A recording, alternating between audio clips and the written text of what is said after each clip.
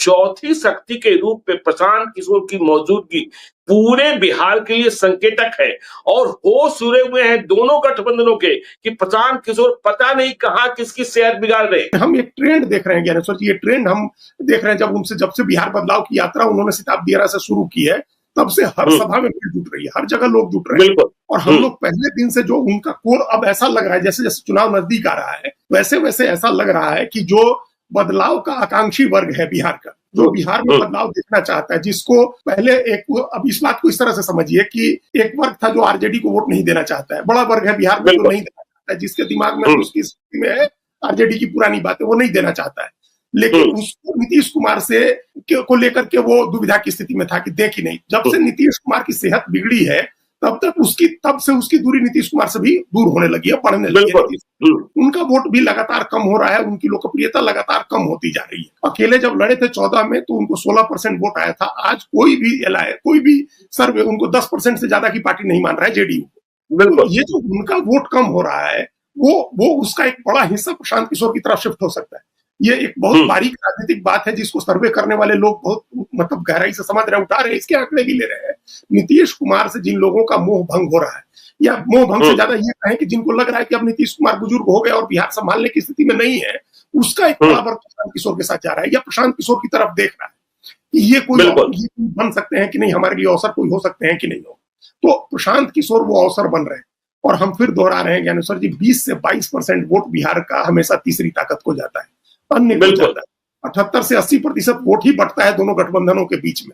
तो उसका मालिक कौन है? इस बार आप इतना मान के चलिए कि निर्दलियों के लिए कोई स्थान बिहार में नहीं रहेगा। पिछली बार निर्दलियों को 9% वोट मिला था, तो वो निर्दलियों के लिए कोई स्थान नहीं रहेगा। ऐसे ही अगर गिनते चले जाएं तो 9% निर्दलियों को जो वोट था वो उनके लिए इस बार नहीं होगा, 2-3% होगा। पिछली बार 5.66% चिराग पासवान ले आए थे अकेले लड़के। वो पूरा 5.6% वोट नहीं ट्रांसफर हो रहा है एनडीए, उसका एक वोट जो है प्रशांत किशोर के लिए जाएगा। 3.5% के करीब वोट आया था उस गठबंधन को जो ओवैसी और उपेंद्र कुशवाहा और देवेंद्र यादव और बसपा का था, तो वो भी खत्म है इस बार। तो इन सब से निकल के एक वोट का परसेंटेज 10% 12% प्रशांत किशोर के पास आएगा। और उसके अलावा 10-12% वोट जो है वो आकांक्षी वर्ग है, जो जाति भेद से ऊपर, धर्म भेद से ऊपर बिहार के बदलाव के लिए मतदान करना चाह रहा है, जिसकी इच्छा है कि करे। जो आदर्शवादी युवा है, जो आइडियलिस्ट युवा है, या जो आइडियलिस्ट बुजुर्ग है, जो लोग सरकारी नौकरियों से रिटायर हुए हैं, जो लोग सेना से रिटायर हुए हैं, जो लोग दूसरी जगह नौकरी करते थे लौट के गांव आए हैं अपने, ऐसा एक बड़ा वर्ग है जो प्रशांत किशोर में एक संभावना देख रहा है। हमने कितने ज्ञानेश्वर जी दिल्ली रहने वाले दर्जनों रिटायर्ड आईएएस, आईपीएस, आईआरएस के अधिकारी मिलते हैं और वो कहते हैं कि प्रशांत किशोर में उम्मीद है। देखिए, बीजेपी ने कोशिश प्रारंभ की है जिसके बारे में फिर से पुनर्विचार शुरू हो गया है। एक भारत श्रेष्ठ भारत। तैयारी किस बात की है कि चुनाव कब होना है? चुनाव होना है दशहरा से छठ के बीच में, कि 50 लाख वैसे अप्रवासी बिहारी जो दूसरे प्रदेशों में रह रहे हैं उन्हें बिहार लाया जाए और वोट कराया जाए। लेकिन जब बिहार के बीजेपी के नेता उन 150 जिलों में पहुंचे तो बिहारियों ने प्रशांत किशोर की बात उनके बीच छेड़ दी।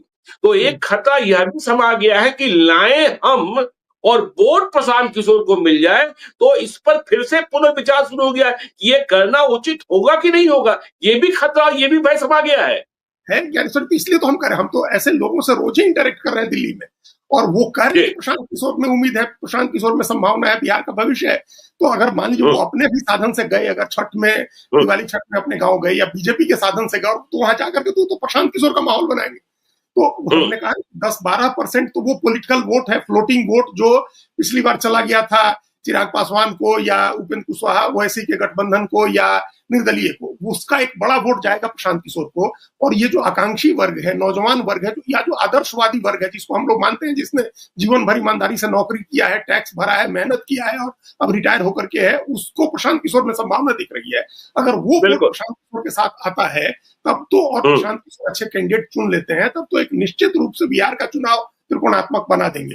और ये इसी का संकेत उनकी सभाओं में मिल रहा है। हमने पहले कहा, महीनों तैयारी करके सभा की, चिराग पासवान ने जितनी भीड़ जुटी उतनी उनकी रोज की सभाओं में जुट रही, रूटीन की सभाओं में भीड़ आ रही है, अपने आप लोग पहुंच रहे हैं और लोग पहुंच के चर्चा कर रहे हैं उनके बारे में, एक मैसेज लेकर के अपने गांव जा रहे हैं कि भाई ये आदमी अपने लिए तो कुछ कह ही नहीं रहा है। ये उनकी सबसे बड़ी पूंजी है आदर्शवादी और आकांक्षी युवाओं के बीच में, बुजुर्गों के बीच में।